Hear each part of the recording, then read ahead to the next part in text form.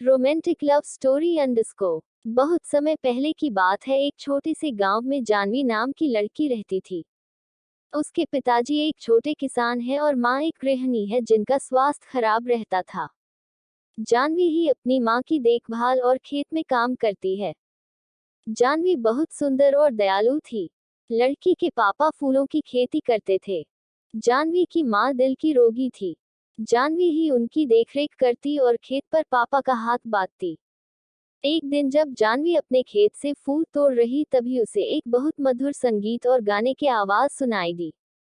पहले तो जानवी ने ध्यान नहीं दिया, पर जब वह संगीत में मदहोश होने लगी तब उससे रहा नहीं गया। जहां से गाने की आवाज आ रही थी जानवी उसी ओर चल दी। पास जाकर देखा एक हट्टा कट्टा लड़का अपनी आंखें बंद करके गिटार बजाते हुए गाना गाए जा रहा है।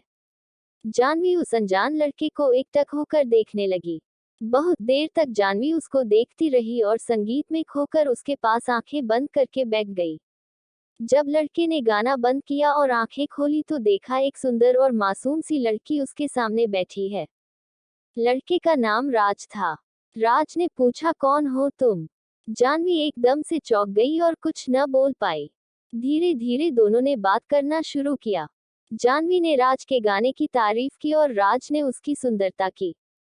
राज पड़ोस के ही गांव का लड़का था जिसको संगीत में बहुत रुचि थी, पर घर वालों के कहने पर वह शहर में पढ़ाई करने गया था और नौकरी न मिलने की वजह से गांव वापस आया था। उस दिन दोनों बैठकर घंटों बातें करते रहे और दोस्त बन गए। जानवी को राज पसंद आ गया और दोनों रोज मिलने लगे। बहुत कम समय में दोनों एक दूसरे के प्यार में पड़ गए। जानवी को अपनी किस्मत में पाकर राज खुश रहने लगा, पर उसकी यह खुशी ज्यादा दिन की नहीं थी। एक दिन जानवी के पिता ने दोनों को एक साथ पकड़ लिया और राज को दोबारा उनके गांव में आने से रोक दिया।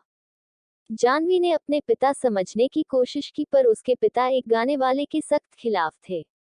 जब जानवी की मां को ये पता चला तो उनकी तबीयत और बिगड़ गई।